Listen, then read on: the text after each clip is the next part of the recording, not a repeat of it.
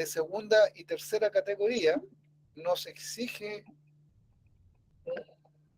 un plan de emergencias radiológicas, pero sí es bueno que en los manuales de operación haya un capítulo que tome este tema y diga, quede, digamos, establecido en estos documentos cómo se puede atender una emergencia de acuerdo a los materiales radiactivos que se manejan en la instalación. Vamos a ver algunos aspectos normativos, conceptos de emergencias radiológicas, desafíos en la detección de la emergencia, fases que tiene que tener un plan de emergencia, respuesta a una emergencia radiológica y causas que originan una emergencia, eh, lo que se puede entender para los que trabajan en prevención de riesgos como sucesos iniciadores. Y van a ver el número de atención de emergencias que tiene la institución, que está orientado a poder atender emergencias en primer orden de las instalaciones de primera categoría, porque las de segunda y tercera las resuelve el CEREMI de la región.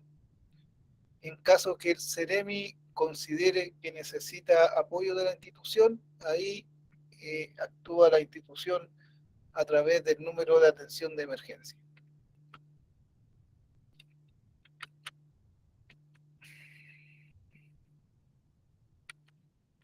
Voy a correr esta cosa.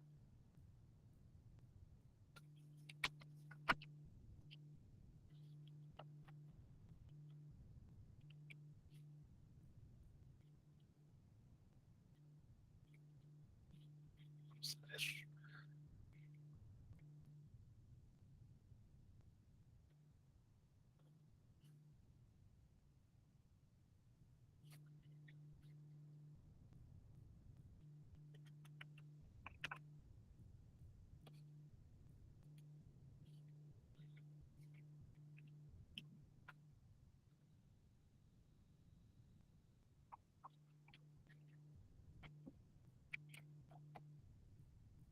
Hoy se mantuvo trabando la presentación. Vamos a tratar de iniciar de nuevo.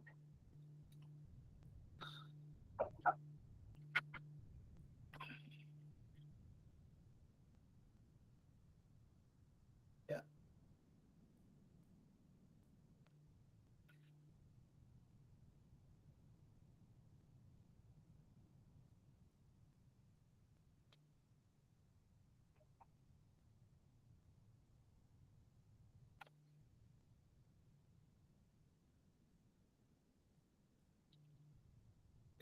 Voy a tener que reiniciar un poco el computador.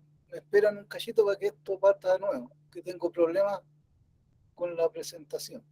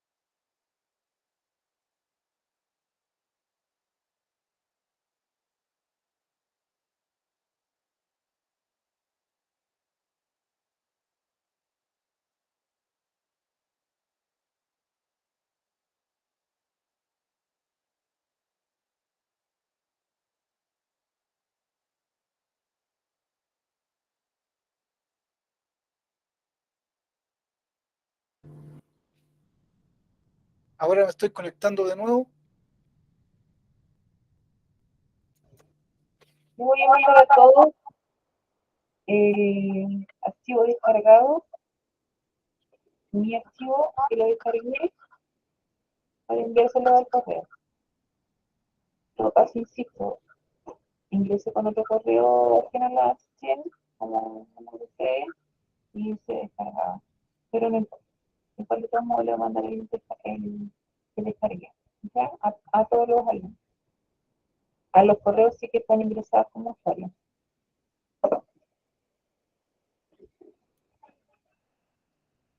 Ahora no quiere compartir. Ay, Dios mío. No quiere compartir. Parece que hoy es el día. Vamos a tratar de ingresar de nuevo.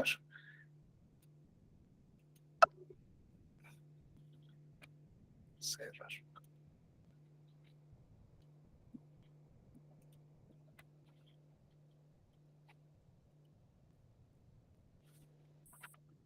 Ahí estoy compartiendo, ¿cierto? Todavía no se ve nada, dice. Todavía No, no se ve nada. solamente ahí sí. Ahí sí. Ahora sí se ve la. Sí. Ya. Vamos a ir a la presentación.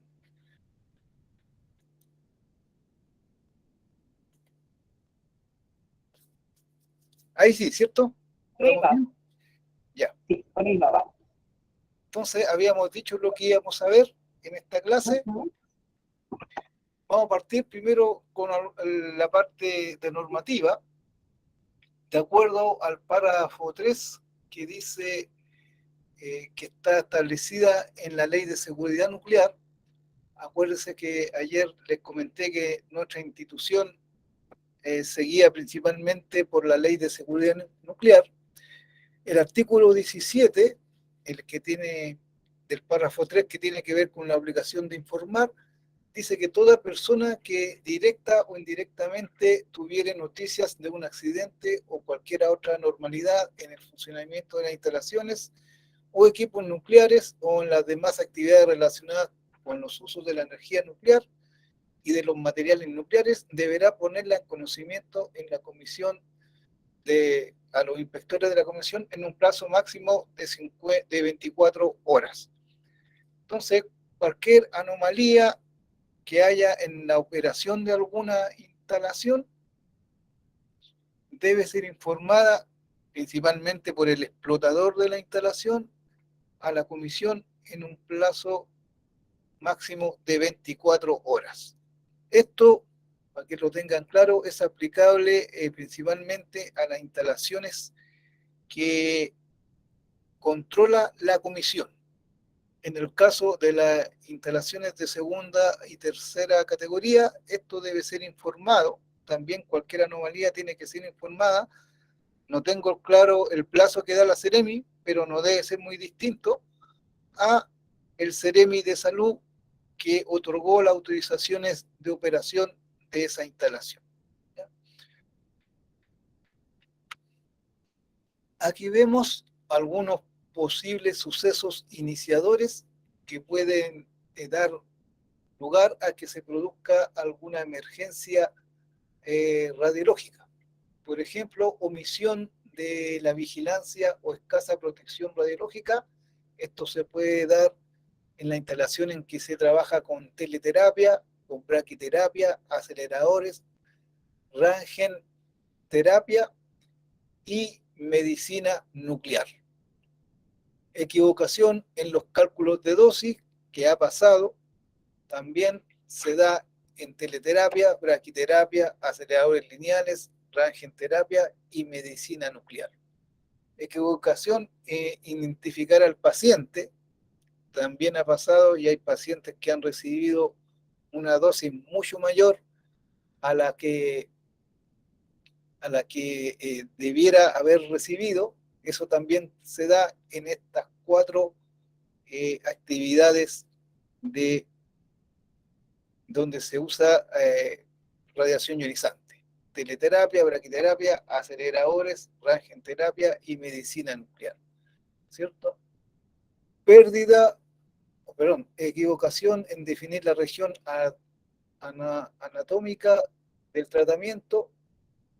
Esto se da en todas excepto en medicina nuclear, porque en medicina nuclear generalmente los radiofármacos que se usan son ya sea inyectable o vía oral.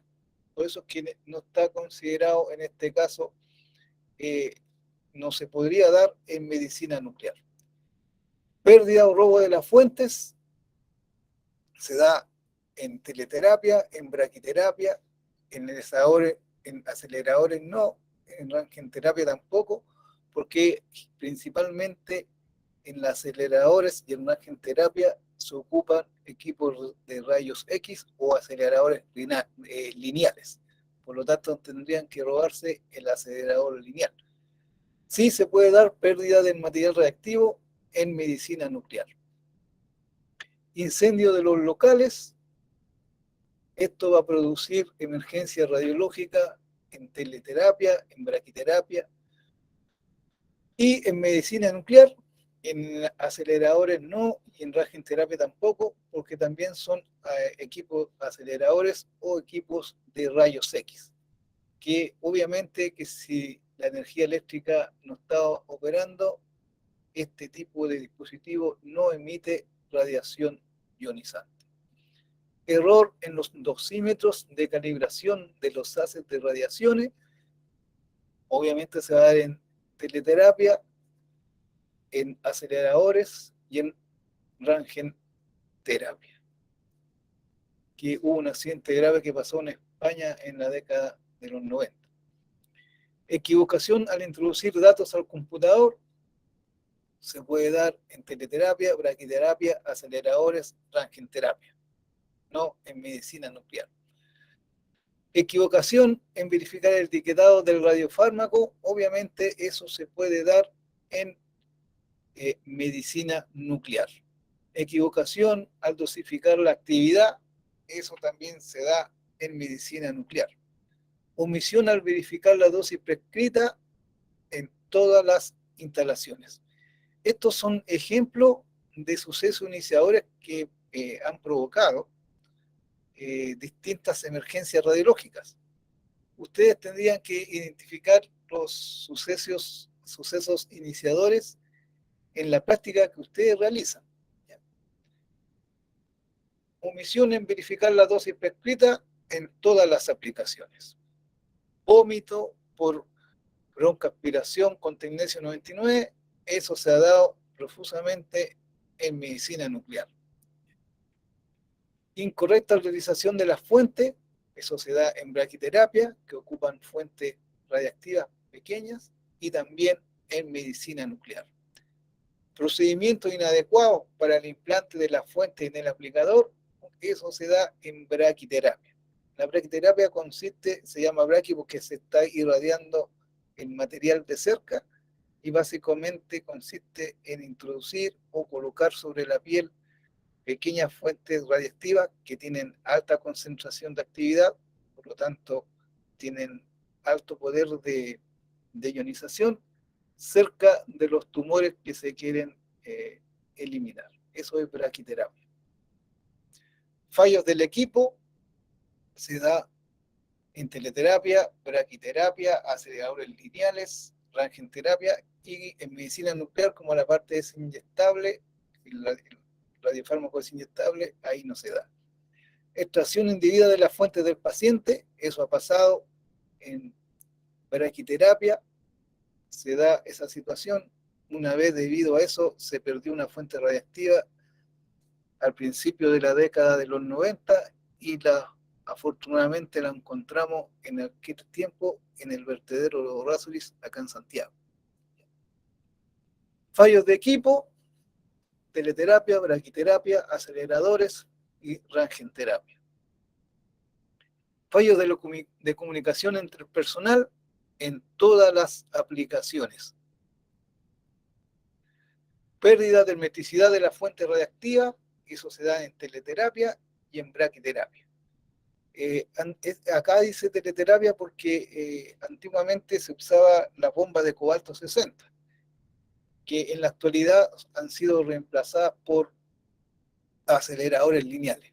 Pero si en algún momento o en alguna instalación está utilizando fuentes de cobalto 60 para teleterapia, ahí se puede dar este suceso iniciador que es pérdida de hermeticidad de la fuente. También para bajar la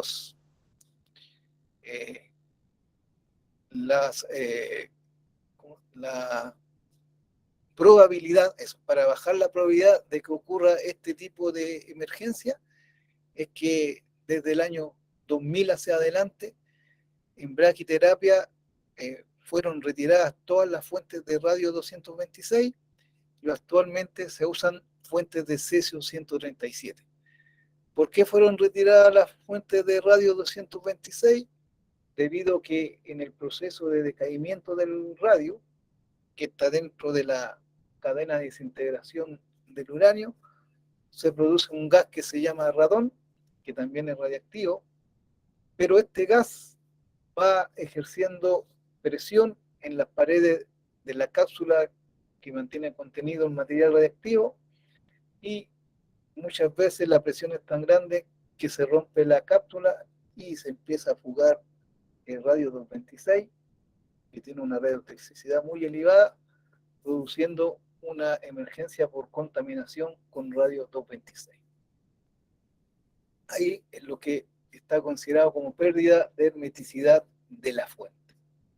Derrame de material radiactivo, esto se da en medicina nuclear, ahora la probabilidad es muy baja porque actualmente el yodo 131, que se usa en medicina nuclear, está siendo enviado en vez de solución líquida, está siendo enviado en cápsula.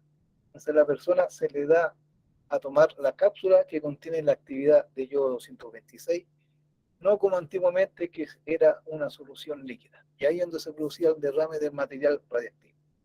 En el caso del tecnesio 99, que es inyectable, ahí sí se puede dar este caso de derrame del material radiactivo cuando se está preparando la inyección que va hacia el paciente.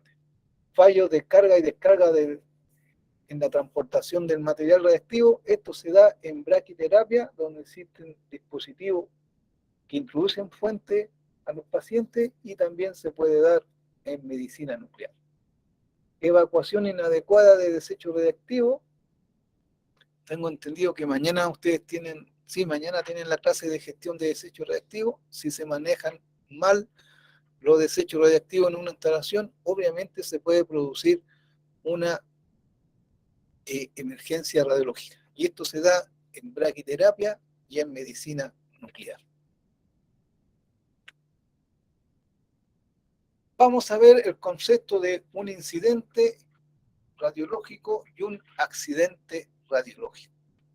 Incidente radiológico es el resultado de una exposición externa o interna anormal que puede superar los límites de dosis y que puede estar sujeto a efectos estocásticos. ¿Ya? No va a estar sujeto a efectos determinísticos. Eso es un incidente. Accidente radiológico, suceso capaz de producir una sobreexposición que supera ampliamente los límites fijados por la normativa y por la autorización de la instalación con efectos determinísticos. Eso es la diferencia entre incidente y accidente. Actualmente, el Organismo Internacional de Energía Atómica recomienda definir como accidente cualquier situación que impide la operación normal de una instalación. Y después se verá si puede provocar efectos estocásticos o puede provocar efectos determinísticos.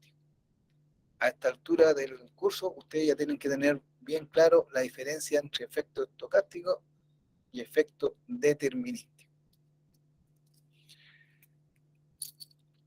Emergencia radiológica, respuesta a una condición radiológica normal que acciona una organización a fin de intervenir para controlar y proteger las personas, las instalaciones y el medio ambiente. Es lo que se define como una intervención. Cuando hablamos de una práctica es porque esta actividad va a hacer que los niveles de radiación aumenten, y cuando hablamos de una intervención, esta práctica va a hacer que la actividad tenga como objetivo disminuir o bajar los niveles de radiación. Ambas actividades, ya sea una práctica o una intervención, debe garantizar que se están cumpliendo los 3 principios de la protección radiológica, cosa que ustedes vieron en la clase de sistemas de protección radiológica. No sé si se acordarán de los 3 principios de la protección radiológica. Estos son justificación, optimización y limitación de dosis. Siempre cuando se produzca una emergencia y se planifique una acción para poder remediar esa emergencia, hay que cumplir con estos 3 principios de protección radiológica. En cuanto a las exposiciones, están definidas de la siguiente manera: exposiciones a la radiación ionizante que son normales, son planificadas, digo, potenciales, existen exposiciones potenciales que, por ejemplo, podrían ser las que se puedan ver expuestos los operadores por alguna emergencia que se produzca en la instalación. Y existentes, que son las que se producen después de la emergencia. Tipo de medidas protectoras: lo que se debe hacer siempre es reducir la exposición individual y colectiva, recobrar el control de la fuente de radiación y el lugar para volver a la normalidad, lo que en muchos casos se define como remediación de la situación. Y en el plan, cuando se elabora un plan de emergencias radiológicas, se deben contemplar en cada caso el tipo de medida, las posibles medidas de respuestas a tomar, y son generalmente las siguientes. Primero, control de acceso y egreso del personal que va a actuar en la emergencia. Evacuación del personal, suspensión de la práctica, uso de medios de protección, ver cómo se va a realizar una descontaminación, ya sea individual o sea del área, si la emergencia involucra contaminación radiactiva.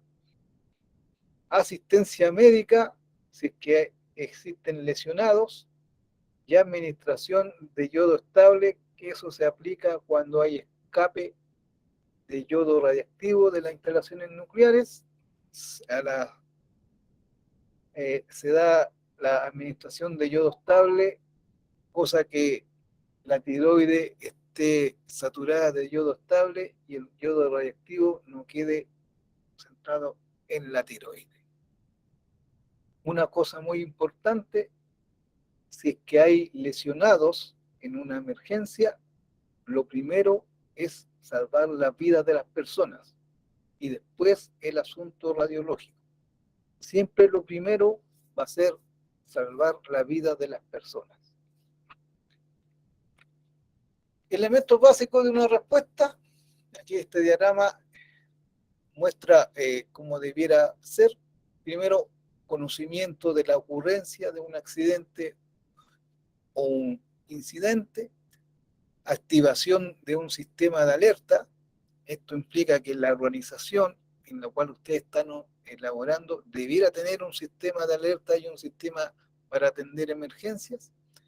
Activación de la organización de emergencias.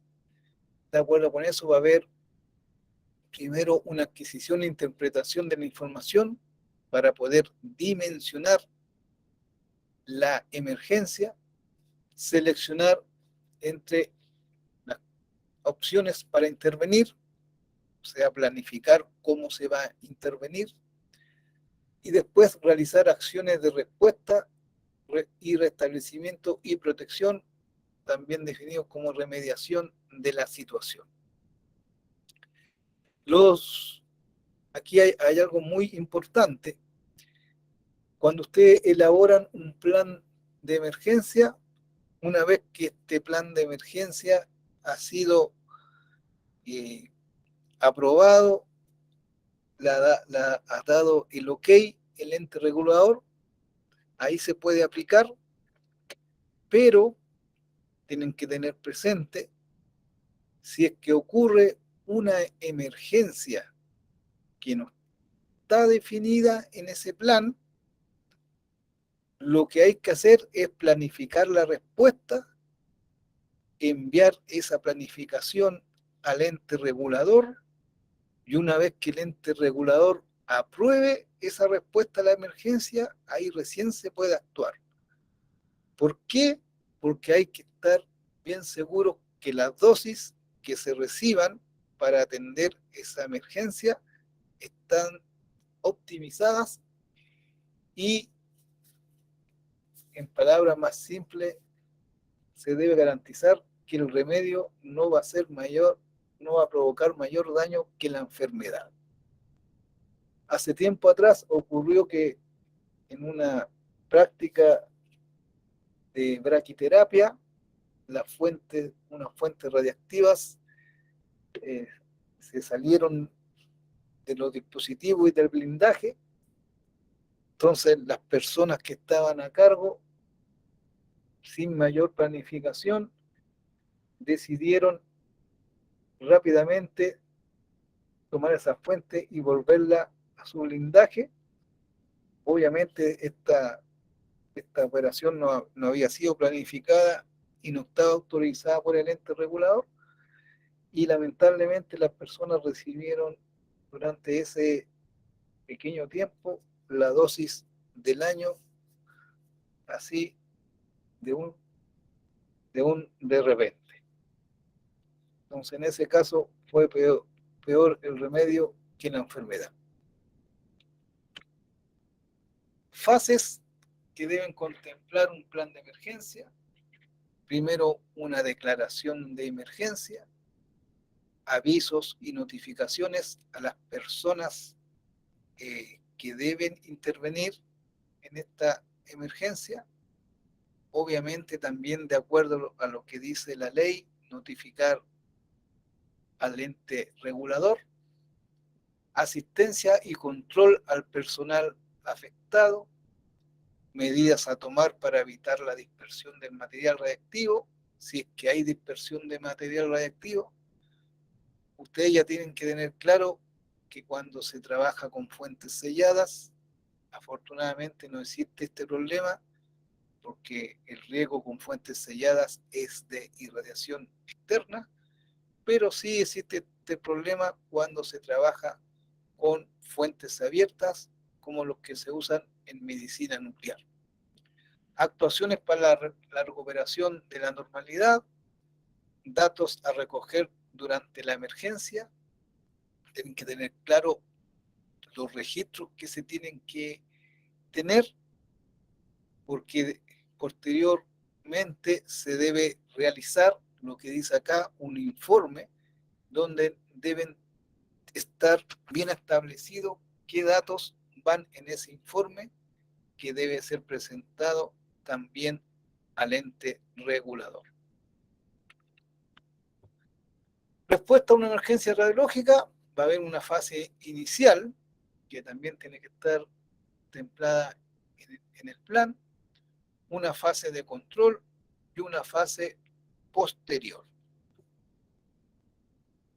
Fase inicial: generalmente aquí actúan los operadores. Los operadores son los primeros que intervienen, por lo tanto los operadores deben conocer bien cómo tienen que responder ante una emergencia en su instalación. Tiene que estar eso descrito en el plan de emergencia. Si procede a aplicar primeros auxilios y salvamento de vidas, eso es lo primero, como dije anteriormente. Se restringe inmediatamente el acceso al área, ¿ya? Solamente van a intervenir las personas que deben hacerlo. Se informa a la autoridad reguladora que hay material radiactivo afectado y se debe controlar el incidente convencional si es que ocurre, por ejemplo, si hay algún amago de incendio, controlar el fuego. Aquí tenemos algún enfoque general. Paso 1, alertar al asesor radiológico de la instalación, si hay, y al director de la instalación, que generalmente es el responsable legal como explotador de la instalación. Paso 2, si el personal involucrado en el accidente sufre algún daño, utilice métodos estándares para los primeros auxilios. Como dije anteriormente, siempre lo primero va a ser salvar la vida. No se debe retrasar las acciones para salvar vidas debido a la presencia de radiaciones. Saca a las personas del área de peligro tan rápido como sea posible cuando hay compromiso de la integridad de las personas. Paso 3, confine y mitigue el peligro como sea posible, ¿cierto? Eso tiene que estar definido en el plan. Por ejemplo, si hay un derrame de material radiactivo, el plan tendrá que decir cómo se debe controlar ese derrame y quiénes lo deben hacer. Ahí le proteja el área del accidente y garantice la seguridad de las personas y el medio ambiente. Use tabla C1. No sé si está más adelante la tabla C1, parece que no. Vamos a ver, para determinar las distancias seguras a la fuente y desconecte los sistemas de ventilación si es aplicable. Creo que más adelante está la tabla de distancias de acuerdo a la emergencia. Si están disponibles los recursos de evaluación radiológica, comience el reconocimiento del área afectada. Esto significa evaluar tasa de dosis y evaluar contaminación. Establezca un perímetro de seguridad con una tasa de dosis equivalente ambiental de 100 microsievert a la hora. Actualmente el organismo está recomendando 1 microsievert a la hora, pero generalmente nosotros acá ocupamos un perímetro de seguridad de 100 microsievert a la hora. No se acerca al área si la dosis excede los 10 milisievert. Obviamente ahí está comprometido los límites de dosis, excepto para salvar vidas o evitar el desarrollo de situaciones catastróficas. Evacúe el personal no esencial del área. Registre los nombres y las direcciones de todas las personas involucradas en el accidente y no salga del área apordenada sin ser atendido.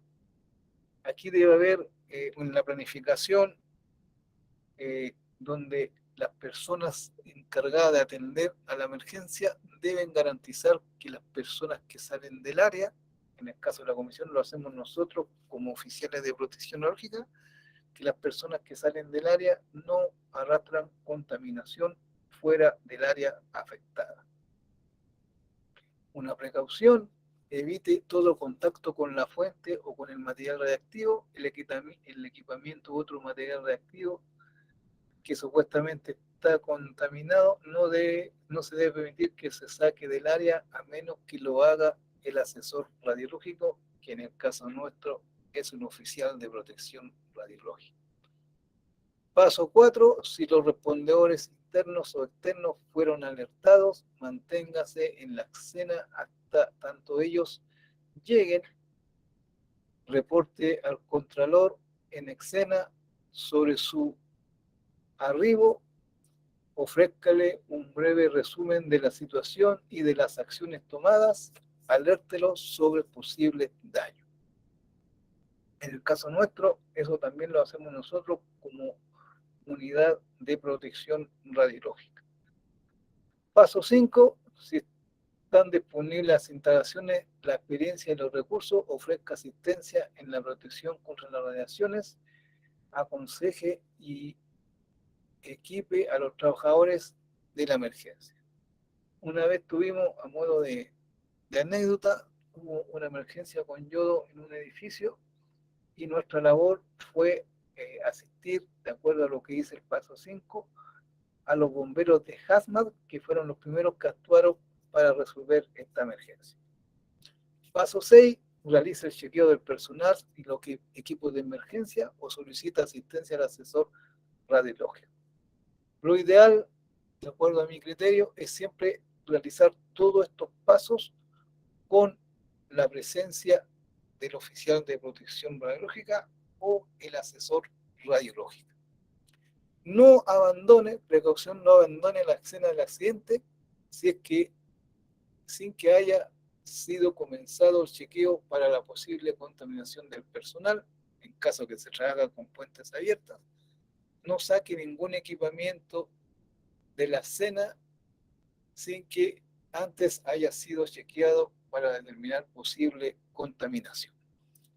Para las personas que trabajan con fuentes selladas, como son las que se usan en teleterapia, en braquiterapia, las que se usan en medidores de densidad, medidores de peso, medidores de flujo, medidores de nivel. Afortunadamente, estas son fuentes selladas. Vamos a ver mañana en la clase de transporte que las fuentes selladas pasan varias pruebas, lo que implica que en caso de accidente, de emergencia, con una fuente sellada, lo más probable es que no exista problemas o no existan situaciones de contaminación. Aquí vamos a ver algunos los pasos para poder qué hacer en caso de que se trabaja con rayos X y aceleradores. Desconecte la alimentación eléctrica, va a dejar de emitir radiación ionizante inmediatamente el dispositivo, alerta al asesor radiológico de la instalación, ahí dice si existe, pero debiera existir siempre, y al director de la instalación, que es el responsable, el explotador de la instalación, de acuerdo con los planes existentes. Paso 8, ejecute el monitoreo de radiación, en este caso va a ser tasa de dosis, no va a haber contaminación, para confirmar que el dispositivo está desenergizado, o sea que no se está emitiendo radiación ionizante, y está informado de que la salida de la radiación puede ser dirigida a un pequeño ángulo que dificulta su detección. La idea es asegurarse que ya no hay presencia de radiación ionizante. Paso 9, no mueva el dispositivo hasta tanto no tenga detalles tales como su posición, dirección del haz y los detalles de exposición sean registrados. Y paso 10, no use el dispositivo hasta tanto usted no sea examinado y reparado como es necesario por un experto cualificado o el fabricante. Aquí entra mucho la persona que tiene la especialidad de física médica. Ellos conocen bien los equipos y evalúan si el equipo está operando en forma normal o tiene alguna falla. Redacta una nota sobre el dispositivo con respecto a su mal funcionamiento. Respuesta a una emergencia, vamos a ver, hay una fase de control, se inicia con la llegada de la autoridad reguladora. Esto ocurre cuando lo que hay que realizar para responder la emergencia no está descrito en el plan de emergencia. Si la respuesta está descrita en el plan de emergencia y este plan de emergencia ha sido aprobado por la autoridad reguladora, no es necesario que llegue para poder intervenir porque la respuesta a emergencia ya fue evaluada en el plan. Por lo tanto, se puede aplicar lo que diga el plan. En caso que la emergencia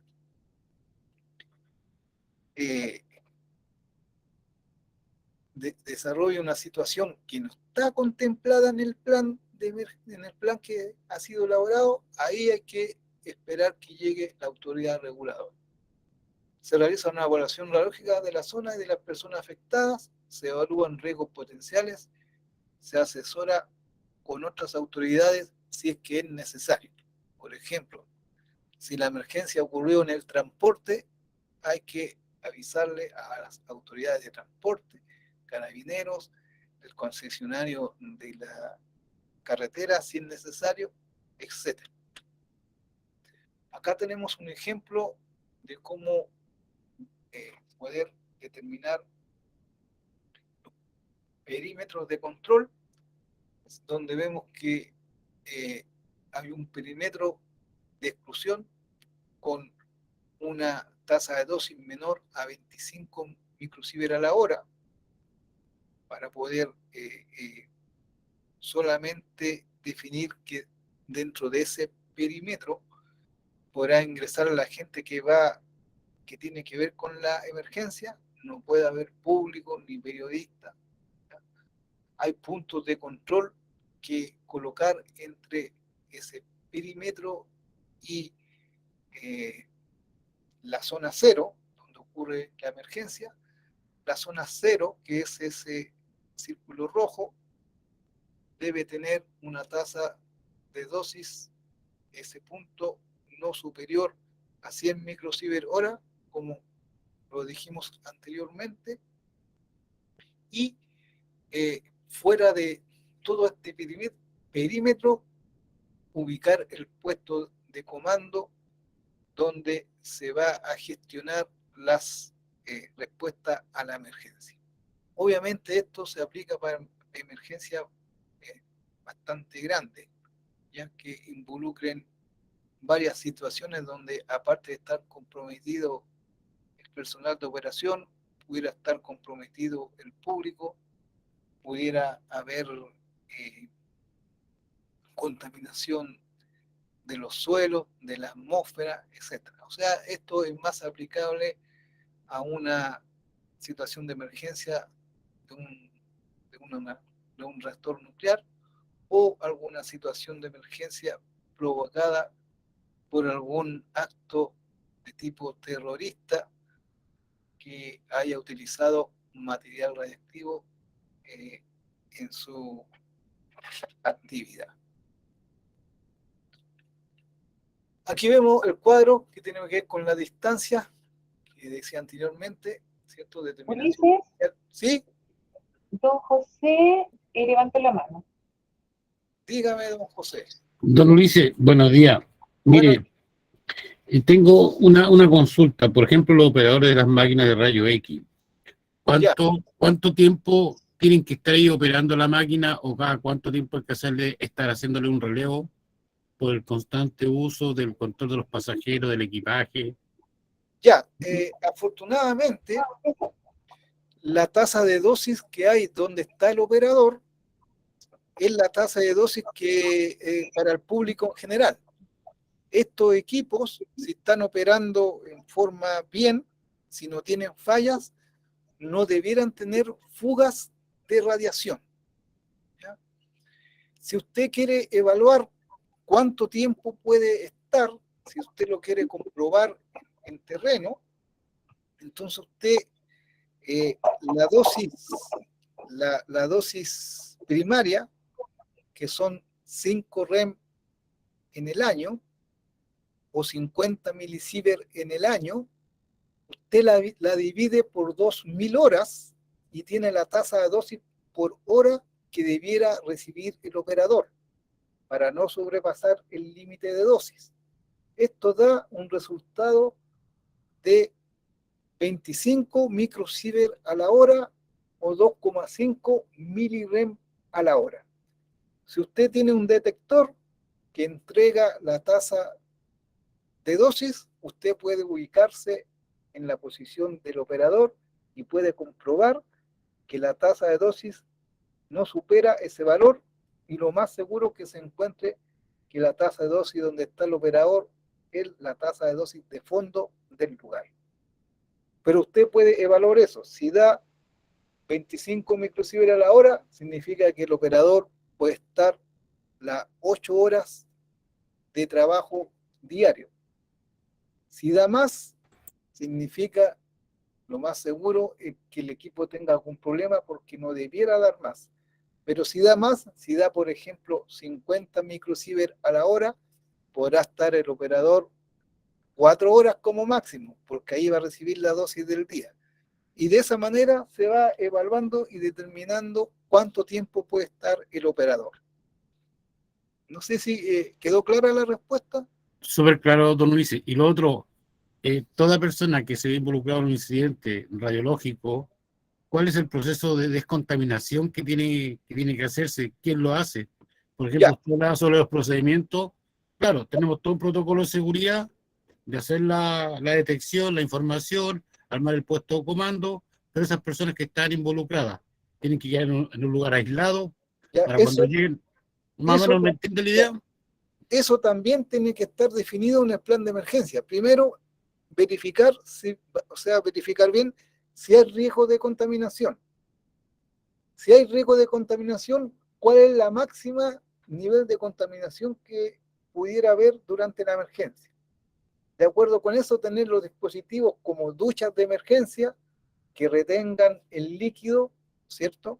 Porque el líquido después va a haber que gestionarlo como desecho radiactivo y tiene que quedar, como digo, bien definido en el plan dónde va a estar ubicada la ducha de emergencia, quiénes son los que van a operar la ducha de emergencia, eh, cuáles son los controles después que las personas salen de la ducha de emergencia. Todo eso tiene que quedar bien definido en el plan de emergencia.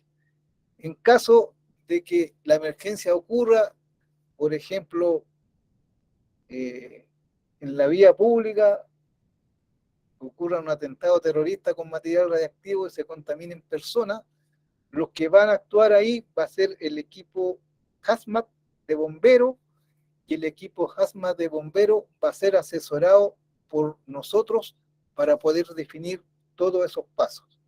Ahí queda definido. Nosotros vamos a definir cómo actúen los bomberos, qué controles hacer antes y después de esa operación, y cómo tienen que salir las personas de ahí, y cómo ir recolectando los desechos radiactivos que se produzcan durante el desarrollo de esta emergencia. Pero en la instalación en la industria, eso tiene que quedar bien definido en el plan de emergencia. Muy amable, don Ulises. Me quedó Ok, clarito. que estén bien. Ulises, Sí, don Antón Díaz se quiere hacer una consulta. sí, dígame. Don Ulises, muy buenos días. Buenos días. Mire, la inquietud más que nada, si bien es cierto, nosotros en el puerto Iquique trabajamos muy poco con nuestra máquina de rayos X, ¿Ya?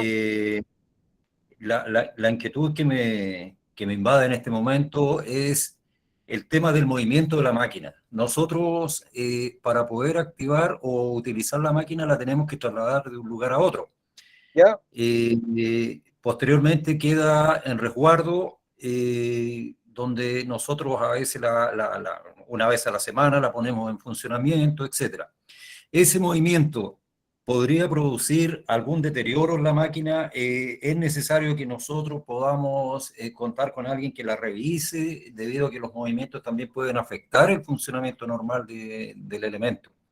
Y eso, en cierta manera, sería preocupante, a pesar de que nuestras máquinas son de muy baja radiación, digamos, Ya. en cuanto a Por ejemplo, contaminación. una consulta. ¿Usted tiene claro a qué voltaje trabaja el equipo? No. No, ya. Ese es un punto importante. ¿Por qué? Porque el voltaje va a dar la energía máxima que está dando el tubo de rayos X. ¿Ya? Por ejemplo, si funciona a 150 kilovolts, significa que la energía máxima va a ser 150 kiloelectronvolt. ¿Ya? Y de acuerdo con esa energía, uno puede definir qué daños podría causar esa máquina. Por lo tanto, ese dato es importante saberlo. Lo otro que debe haber, ustedes debieran tener un detector de radiación, que cada vez que opere la máquina, ustedes puedan ir verificando las tasas de dosis que hay en el lugar de los operadores. Entonces, cuando ustedes mueven la máquina de un lado a otro, la debieran encender y verificar que esos niveles de radiación se mantengan. Si esos niveles de radiación cambian, significa que la máquina tiene algún problema. Eso debería estar en los protocolos de operación del dispositivo. y ahí se debería tener una probabilidad de incidente aceptable. Usted sabe que los accidentes no se pueden evitar, pero sí se mantienen controlados las probabilidades que ocurra una situación así. Esa sería mi respuesta. Muchas gracias. Ok. Bueno, aquí vemos algunas distancias que son recomendadas en caso de algunos accidentes. Por ejemplo, fuente no blindada y potencial 30 metros circundante. Ustedes ya aprendieron a ocupar la constante gamma. Entonces, dependiendo de la actividad de la constante gamma, ustedes pueden definir la distancia para no sobrepasar los límites del público y los límites de dosis del profesionalmente expuesto, independiente de lo que diga esta tabla. Esta tabla es como general, pero ustedes la pueden llevar a su situación particular. Derrame importante de una fuente potencialmente peligrosa, dice 100 metros circundantes. Incendio o explosión o humo relacionados con una fuente potencialmente peligrosa, un radio de 300 metros. Hay una categoría, el organismo da una categoría para las fuentes radiactivas que van de 1 a 5. La 1 es la más peligrosa, la 2 la menos peligrosa y así, y de acuerdo con eso, ustedes debieran averiguar cuál es la categoría de las fuentes de radiación que tienen y de acuerdo con eso van a saber qué tan peligrosa es la fuente de radiación. Presunta bomba posible DDR significa dispositivo de fuente sucia que se han usado desafortunadamente en algunos ataques terroristas, afortunadamente en otros países, no aquí, un radio de 400 metros más para la protección de una explosión. Determinación inicial dentro de un edificio, lo que vimos anteriormente era en el exterior. Dentro de un edificio dice daño o pérdida del blindaje o derrame relacionado con una fuente potencialmente peligrosa, zona afectada adyacente, incluidos pisos superiores e inferiores. Esos son los que habría que evacuar. Incendio o otro suceso asociado a una fuente potencialmente peligrosa que puede propagar materiales en todo el edificio completo, habría que evacuarlo y distancia exterior apropiada, indicada, ahí dice por el SUPRA es el oficial de protección radiológica en alerta que tenemos nosotros acá en la comisión y que anda tiene un teléfono que responde las 24 horas. Por favor, no tengan emergencia durante este mes porque yo estoy de obra, yo estoy de SUPRA. Tasa dosis ambiental de 100 microsieverts a la hora, lo que decía la recomendación anterior, en cualquiera que se midan en estos niveles, habría que aislar a una tasa dosis de ese nivel. Fase posterior, descartando el riesgo radiológico en la zona afectada y tomadas medidas protectoras necesarias, o sea, ya está controlado el riesgo, están controladas las tasas dosis y no están comprometidas tanto las tasas de dosis del público como las tasas de dosis de los operadores. Se declara el fin de la situación de emergencia, iniciando la restauración o remediación de la zona y obviamente va a haber que elaborar el informe de la emergencia para ser entregado al ente regulador.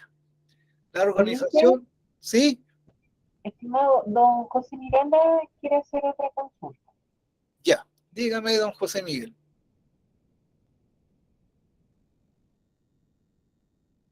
¿Aló? No lo escucho. ¿Me escucha? Ahora sí. Es muy importante lo que usted dice sobre los planes de emergencia, la capacitación, el comando de incidente y todo lo que tiene que estar involucrado en una emergencia. Claro. Pregunto, ¿ustedes tienen una persona 24/7 disponible en caso de una emergencia? Consulto, ya. ¿Se ha hecho algún ejercicio en la cual se vean ver los protocolos si están actualizados o lecciones por aprender de un ejercicio programado? Ya, Primera respuesta a la primera pregunta. Nosotros tenemos una persona que tiene el teléfono donde recepciona el llamado de emergencia. Esa persona no necesariamente va a actuar en la emergencia.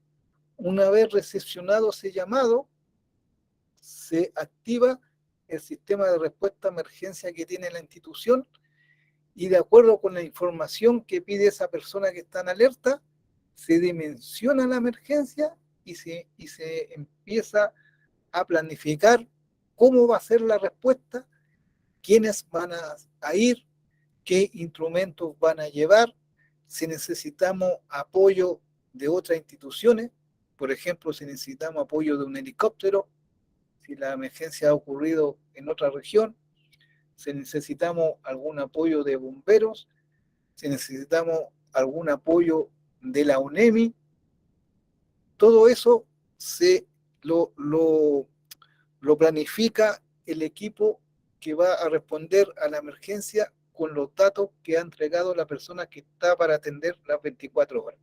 O sea, la persona que está para atender la emergencia las 24 horas no necesariamente va a responder, sino que va a, en primer lugar, tomar los datos, en segundo lugar, asesorar a la persona que llamó, y el otro grupo va a activar la organización de emergencia, y el otro grupo va a planificar la respuesta, y recién una vez con todo planificado, se va a responder a esa emergencia.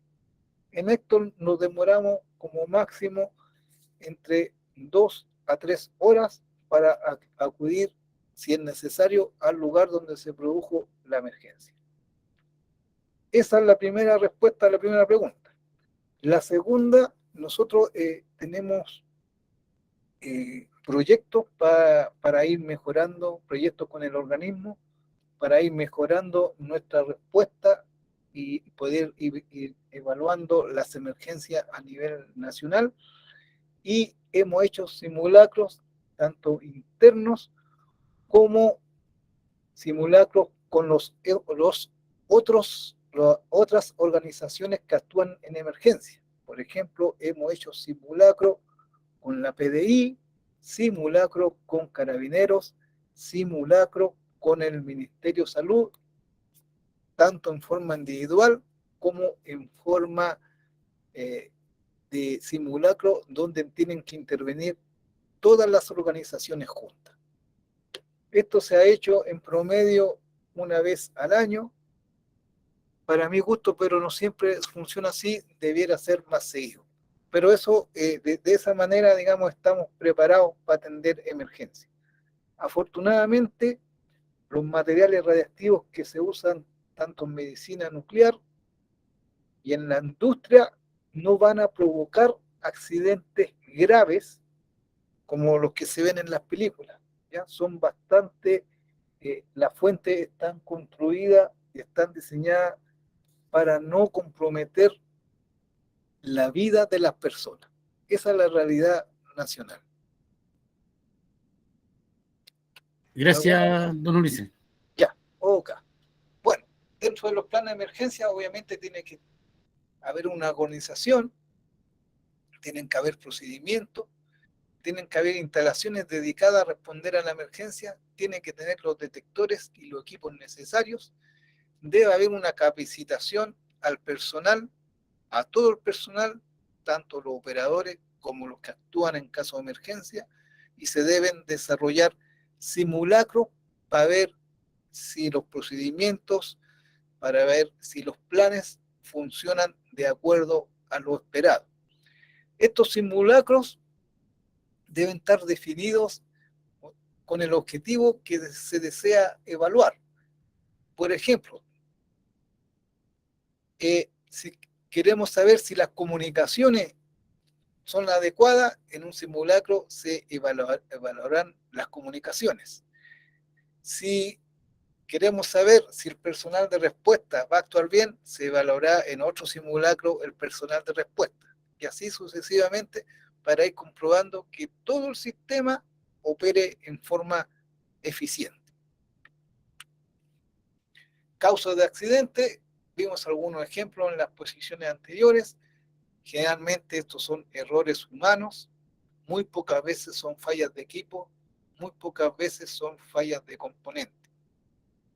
En aplicaciones médicas, vimos anteriormente que pueden haber emergencias en radioterapia, ya sea teleterapia o braquiterapia, medicina nuclear, y en radiodiagnóstico, afortunadamente, en lo que es uso de rayos X, nunca se ha registrado accidentes o incidentes con tubos de rayos X. Sí ha habido 1 o 2 accidentes registrados por la OIA con aceleradores lineales. Fallas causales, calibración de los equipos, mal entrenamiento del personal, error de mantenimiento, procedimiento. Aquí hay un ejemplo bastante grave que ocurrió en El Salvador, en la época en que El Salvador se encontraba bajo una guerra civil que duró más de 10 años. Entonces los operadores de una planta de irradiación, que era más pequeña que la que nosotros tenemos acá en el Centro Nuclear Los Aguirre, no estaban debidamente capacitados. Debido a eso, ellos pensaban que la fuente de radiación gamma funcionaba como un tubo de rayos X, desconectaron la energía, movieron la fuente porque se había trabado, y obviamente que las dosis que recibieron fueron tan grandes que, como dicen los libros, después de 3 semanas, lamentablemente los operadores habían fallecido. Eso fue error de entrenamiento. Hay errores de mantenimiento, hay errores en los procedimientos, en la elaboración de los procedimientos. Hay fallas dobles: instrucción, inspección, operación, supervisión, equipo y sistemas de alarma. Aquí vemos qué pasa si hay una sobreexposición. ¿Sí? Alguien está haciendo una pregunta. Sí, dígame. Don Luis, disculpe, mire, tengo la siguiente duda. La empresa a veces cambian sus máquinas de rayo X, ¿ya? Y van renovándolas. Ya. ¿Cuál es el procedimiento adecuado y de acuerdo a la norma con la máquina que está en desuso? ¿Cuál es su depósito final? ¿Cuál es la tramitación que hay que hacer? Ya. Afortunadamente, la máquina en desuso no es desecho radiactivo. Lo que hay que hacer es tener claro si los componentes de la máquina, ya sea el aceite que se usa como refrigerante y los elementos que se usan como colimadores y los blindajes que tiene, si son de plomo, habría que gestionarlo como desecho peligroso. Y si el aceite también está considerado como desecho peligroso, hay que gestionarlo como desecho peligroso en las empresas que están dedicadas a esto, como por ejemplo Hidronor. Pero afortunadamente no son desechos radiactivos, pero sí pueden contener desechos peligrosos. O sea, en otras palabras, hay que gestionarla en una empresa que se dedique a la gestión de desechos peligrosos. Muy amable, don Ulises, muy amable. Ok. Bueno, vemos que si hay sobreexposición o accidente a las personas, primero hay que evaluar si hay compromiso de las funciones vitales. Si es sí, se deriva al afectado fuera de la zona para su atención. Siempre lo primero va a ser salvar la vida. Si es no, tendría que realizar una evaluación radiológica, ya sea por contaminación o por irradiación externa, donde esa evaluación deberá considerar el cuerpo, el área local, el área parcial, y si hay riesgo de contaminación interna, siempre que la fuente haya pasado a ser fuente abierta, por ejemplo, si la fuente sellada haya perdido su hermeticidad. Cosa que, como dije anteriormente, es muy difícil. Lo vamos a ver mañana en la clase de transporte, que una de las pruebas que pasan las fuentes selladas, como los densitómetros, son una prueba térmica a 800 grados Celsius, aparte de pruebas de presión, etcétera, lo cual hace muy improbable que haya fuga de material radiactivo desde una fuente sellada. Normativa de la SECHEM para enfrentar a emergencia. La SECHEM va a actuar en instalaciones de primera categoría. El Ministerio de Salud, a través de los CEREMI, va a actuar en las instalaciones de segunda y tercera. Si el CEREMI así lo considera, podrá pedirnos ayuda a nosotros si es que es necesario. Y tanto el Ministerio de Salud, a través de los CEREMI, como la Comisión, son las actividades, las entes reguladores. Por lo tanto, los informes de emergencia, las notificaciones tendrán que ir dependiendo de la instalación a una o la otra. En el caso nuestro, nosotros tenemos un plan de emergencia radiológica que denominamos PER, que era lo que el oficial de protección lógica en alerta activa si es necesario. Cuando dice ahí primer nivel, el llamado es recibido por el oficial de protección radiológica en alerta. Él va a comunicar al segundo nivel, que es el jefe actualmente de la UPRO, actualmente lo que dice CERPRO, actualmente se llama UPRO, Unidad de Protección Radiológica, y él va a activar el plan de emergencia que tiene la institución. En este plan de emergencia hay algo que también tiene que estar considerado. Se me había quedado en el tintero, pero es muy importante. ¿Cómo va a ser la comunicación desde la organización hacia afuera? Porque cualquier emergencia que sobrepase los niveles de información fuera de la organización va a llamar la atención de la prensa, por lo tanto van a llegar periodistas, a nosotros no ha pasado. Entonces hay que tener contemplado cómo la organización va a interactuar con la comunicación fuera de sus fronteras, por decirlo así. En este caso, nuestro plan de emergencia también tiene contemplado con la unidad que se encarga de comunicaciones acá de la institución, cómo se va a responder hacia la prensa. Tercer nivel es la División de Seguridad Nuclear, que es el ente regulador. Si es necesario, actúa si la emergencia ocurrió y no está contemplado en los planes. Ahí también se va a hacer presente la División de Seguridad Nuclear y también va a actuar mediante el plan. Por dar un ejemplo, hace como 3 años atrás, nosotros acá en Santiago hay una empresa siderúrgica que se dedica al reciclaje de chatarra. ¿Ya? Lamentablemente, y aunque ustedes no lo crean, hay alguna empresa que dentro de la chatarra arrojan, por decirlo así, fuentes radiactivas selladas. Entonces, esta empresa tiene todo un sistema de alarma para poder detectar esta fuente e impedir que entren al proceso de fabricación de acero mediante reciclaje de la chatarra. Como todos los sistemas no son infalibles, por ahí pasó una fuente y contaminó el proceso de la empresa.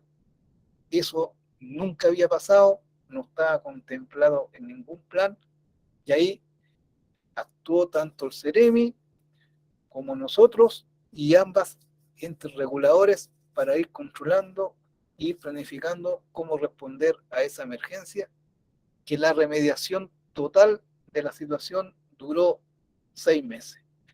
Ese es un ejemplo de aquello que estamos viendo acá. Hay un jefe de plan de emergencia que generalmente actúa en terreno, bajo los procedimientos establecidos. En el caso que les conté, como no había un procedimiento, hubo que elaborarlos primero y después ir resolviendo la situación. Hay una revisión de la información, hay formaciones de grupos de respuesta, trabajo en terreno y actividades post-operación y los informes finales que tienen que ir al ente regulador. Aquí tenemos los celulares de respuesta a emergencia que están disponibles las 24 horas. Por favor, este mes no llamen porque yo tengo uno de los teléfonos. También hay una red fija que atiende de lunes a viernes de 9 a 17 horas. Esa era la primera parte de esta presentación. La segunda parte es un ejercicio de mesa que se hace cuando este curso se realiza en forma presencial, donde vamos a ver que hay una introducción de un incidente radiológico, se evalúa toda la información de esa situación, se elabora un plano de cómo fue la situación. De acuerdo con esa información, lo que se pide en este ejercicio, que es un ejercicio de mesa, que ustedes determinen la dosis que recibieron los involucrados mediante el desarrollo de la información que recibieron, ¿cierto? Donde principalmente se ve a qué distancia tuvieron los involucrados y se va estimando las dosis que recibieron ellos con el material radiactivo y la actividad del material radiactivo presente en aquella situación de emergencia. Pero como dije anteriormente, esto se realiza, es un ejercicio de mesa que se realiza cuando el curso es en forma presencial. Ese ha sido mi presentación. Abierto a alguna consulta que me quieran realizar. Don Ulises. Sí. Juan Carlos Hermosilla. Don Ulises, respecto a todos estos protocolos, informes, procedimientos que usted ha hablado, ¿existe una instancia en la cual, con algún incidente o accidente radiológico, se informa a algún organismo internacional o eso queda dentro de Chile nomás? Ya, por protocolo y de acuerdo a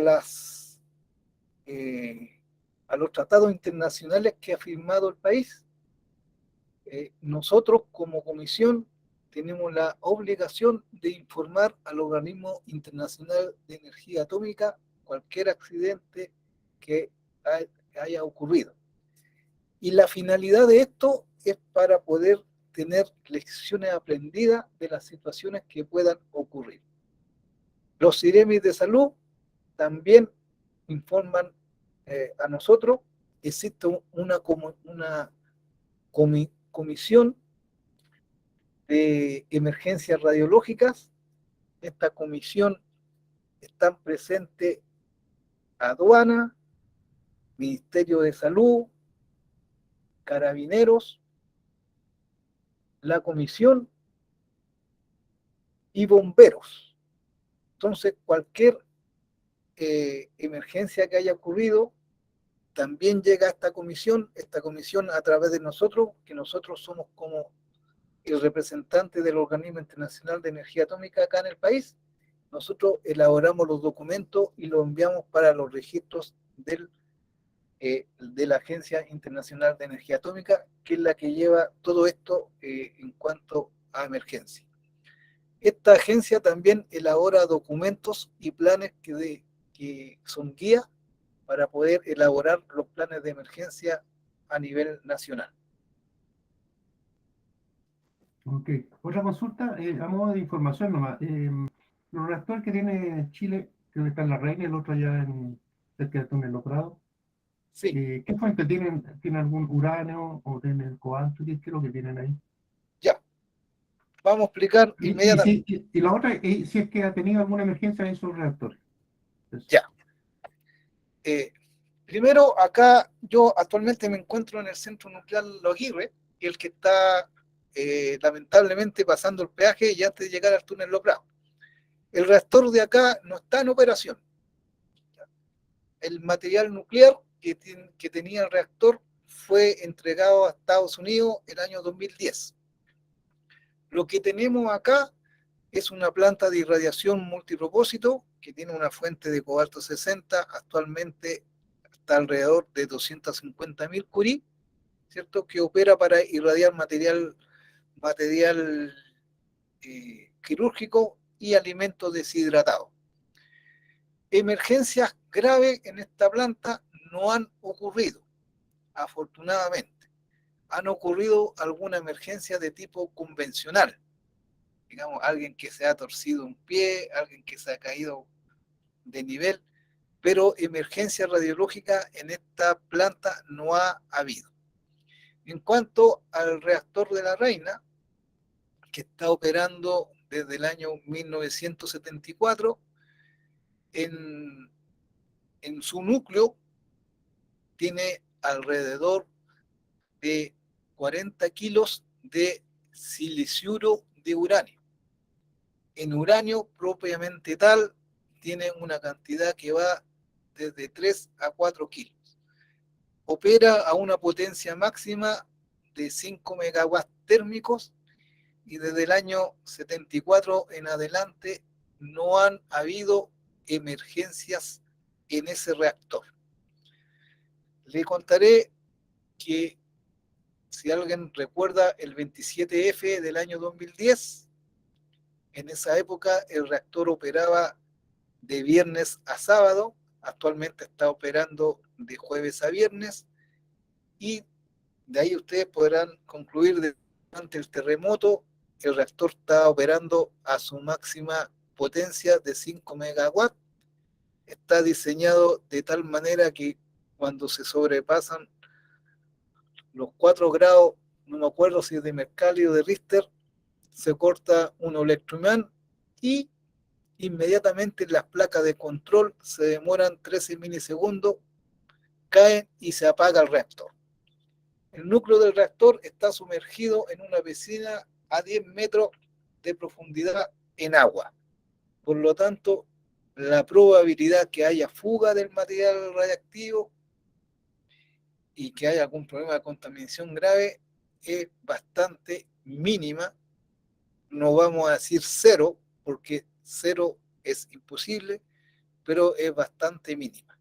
Esas son las situaciones de las dos plantas que podrían causar mayor daño desde el punto de vista radiológico. Muchas gracias. Boca. ¿Alguna otra consulta? Entonces, señorita Francis, ¿estaríamos ok?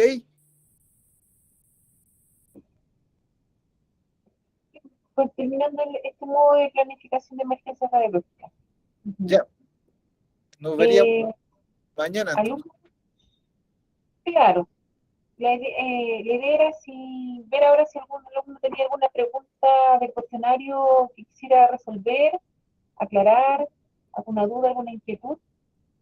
Ahora tenemos un poco de tiempo para responder alguna duda que tenga del desarrollo de este curso.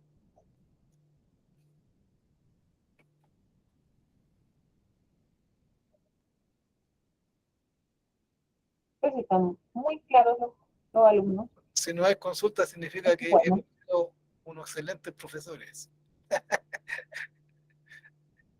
Bueno, que estén bien entonces. Cualquier cosa, como dije anteriormente, cualquier cosa, no me llamen. Sí, mejor no llamarlo porque puede pasar algo. Eso implica que pasó algo. Ya, estamos en contacto entonces con mi correo, cualquier consulta, inquietud y eso. Ok, nos estamos contactando por correo con respecto a su tema. Nos vemos hasta mañana. Chao, gracias. 30, por favor, que estén bien. Gracias. Chao. Chao. Chao. Chao, muchas gracias. Hasta luego, que estén bien. Igual ustedes. Aprovechen de repasar. Chao, nos vemos mañana. Chao. Hasta luego, muchas gracias. Hasta mañana. Mañana.